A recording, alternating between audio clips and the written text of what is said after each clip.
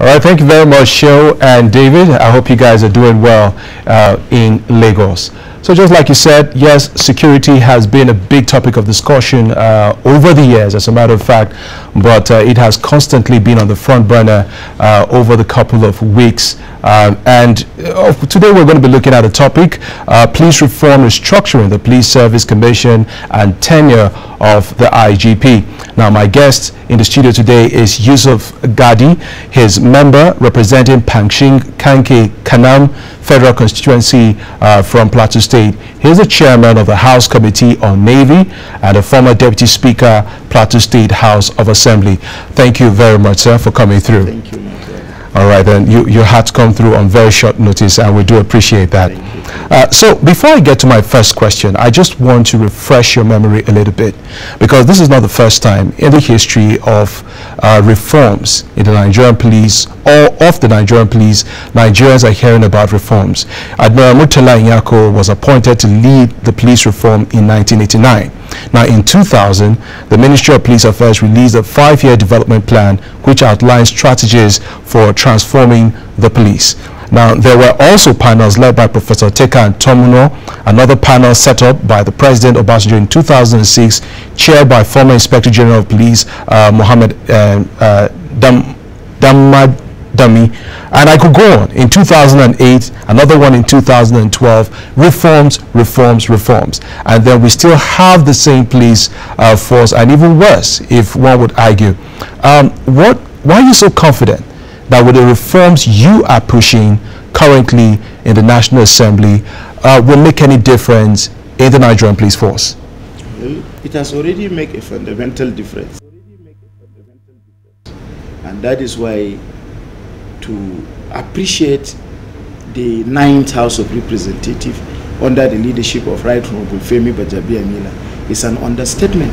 Because prior to the earlier reform of Admiral Murtala Nyako till date, there has never been any initiative of government regarding to police reform that saw the light of the day until the coming in of the 9th House of Representatives, that I push for a reform of the Police Act of 2004.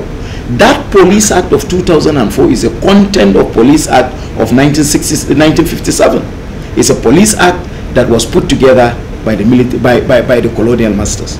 Then from that time till today, there has never been a genuine reform of the police force. But with the coming of the 9th House of Representatives, Right Honorable Gbajabiamila, seeing security as one of the fundamental objectives of government, where the power is donated to the House of Representatives, to Parliament at both state, local, and the national level, to make laws for peace, order, and good governance. That is the first thing that the Constitution mentioned before the power to oversight ministries and agencies of government. So the man, Mr. Speaker, looking at the importance of police reform, decided to make that bill, Police Act, that I was personally sponsoring, to be adjusted so that we will have a police act that have both general and specific objective. That police act was pushed by the 9th House of Representatives, sponsored by me, and to an extent that Mr. President signed that 2020 Police Act into law. I equally give it to the executive arm of government for seeing the content of that initiative, to be able to have a police regulation, police law, police act that will guide the conduct of the police officers, as well as will be equally be justified to put at par with the current security challenges in Nigeria. If you look at the 2004 Police Act, it has neither general objective nor specific objective. But the 2020 Police Act, for the benefit of our listeners, I want us to understand what these general objectives and specific objectives are, if you may. There is no law that doesn't have intention. What is the intention of that law? But because that law, the 2004 Police Act, is an absolute law, it's a law that doesn't supposed to even exist. Looking at the constitutional infringement as well as insult on the fundamental human right of Nigerians, it is a law that wouldn't have been existing in the first instance, because it does not have the intention, the purpose of which the law is made. That is the former act. But the 2020 Police Act first started by addressing the general objective, what does the law intend to prevail? It's not about making law for police to exercise their powers and function. It is equally about making laws for police that will equally regulate the conduct of the police officers, not to infringe, not to abuse the fundamental human right of Nigeria. Okay, I would like to take you up on that, particularly when you talk about the issue of human rights abuses, because that was one of the major problems that you know, escalated and saw us going through weeks of protests across Nigeria. But most times people will want to specifically ask, can we actually have a timeline to when we can physically, because you started by saying that we have already seen, I mean, the fundamental reforms have started already. But is there a timeline when the common man on the streets will definitely start seeing these reforms in the way he interacts with the Nigerian police officer, with the way the police officer wields his gun or his weapons in public, how they respond to criminal activities and all of that? When are we really going to start seeing all of this at play on the streets of Nigeria? Already they have started playing. Before even the NSAS, the Police Act of 2020 was signed by Mr. President. It means, therefore, that the intention of the reform is not instigated by the protests that we saw in the four angles of Nigeria.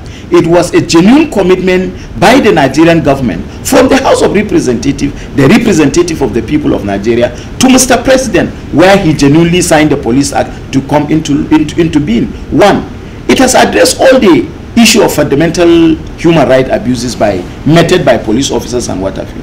Prior to this Police Act of 2020, a police officer have the right to go to your house. If your cousin or your son is a suspect, to arrest you if they didn't get the suspect at home. Where is the fairness to warrant arresting me when I'm not the person you are looking for? The 2020 Police Act have addressed that. It has told the police officers that you don't have right to arrest the relative or relations, a father of a suspect, without getting the suspect.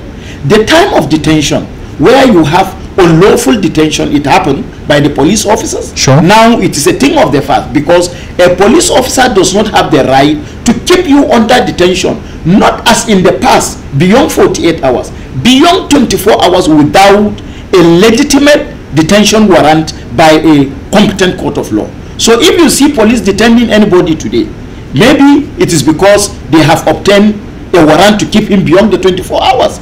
Prior to this time, there were an issue of inequalities in terms of gender discrimination in the former Police Act, where you hardly see a woman become a commissioner of police, where you hardly see equitable distribution of appointment in terms of recruitment between women and men in the Nigerian police. But we now saw the fact that yes, there is no reason why you should discriminate between Nigerians. Whether you are a male or a female, you should have equal right in the Nigerian police. But the police reform is not only about the Police Act that was signed by Mr. President.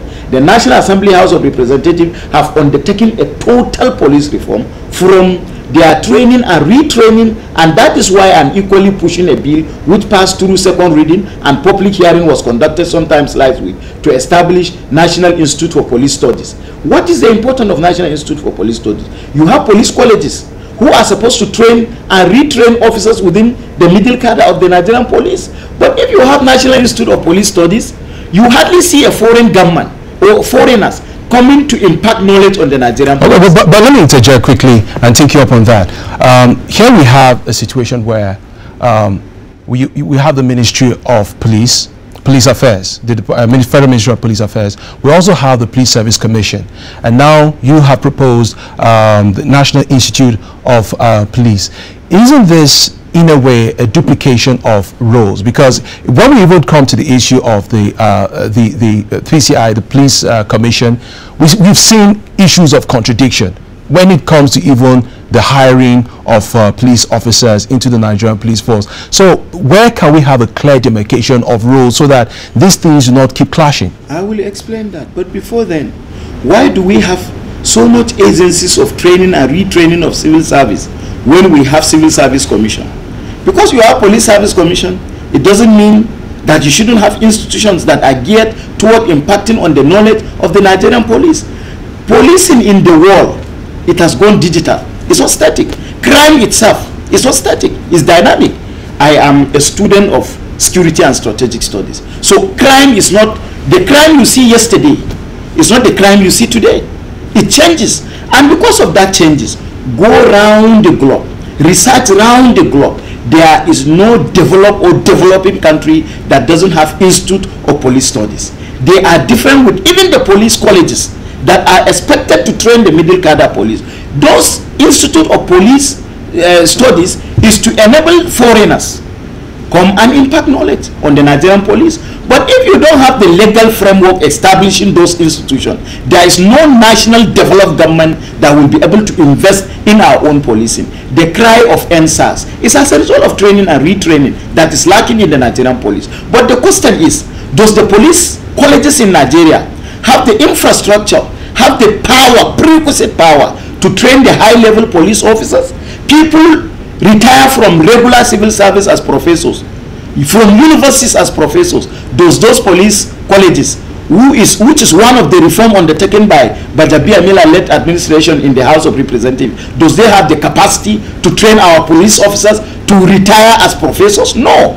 Until and unless you establish that National Institute of Police Studies, where they will be having the legislative power, they will have the legal framework, they will be empowered to impart knowledge on our own police officers, so that even if they retire from service at the end of the day, they will be useful to the members of the society. Coming to Police Service Commission, where you talk about infraction, I don't think the responsibility of the Police Service Commission, even in the existing law, is strengthened in such a way that they will give the required training to the police officers. Who own the police training colleges? Is the Nigerian police force. Okay, we'll leave it at that. I wish we could go further, but we need to touch on two very important issues. Now, there has also been a cry for state police across the federation. I mean, most governors will argue that there is a need, because of the level of crime in our society today, there's a need for state policing. Now, has the National Assembly in any way considered that thought in allowing a situation where we would have state police effectively or established in states across Nigeria? Because the goal is to, to curb the level of criminality across Nigeria. The National Assembly have already addressed issue of state police in the existing 2020 police. If you look at section 113 to 119 of the existing police act, is an entire creation. That is the establishment of community policing. Community policing has been established by this police act, where it exists from the local government level up to the state level. Community policing have been established. If community policing have been established and it is already into practice and it is in the level of being established by the Nigerian police, what are we talking about? Why do we need state police for? To be able for governors to have control and use the apparatus of security at their own disposal? No, I don't think we need state police. But the same thing could be said of the federal government having the police at their disposal. The ownership of the state policing, it's been owned by it's been headed by traditional institution at the local level to the state level. The chairman of the community policing at that level, as put together by the Police Act, is being superintended over by the. Unfortunately, Honorable, this is where we have to draw the curtains on today.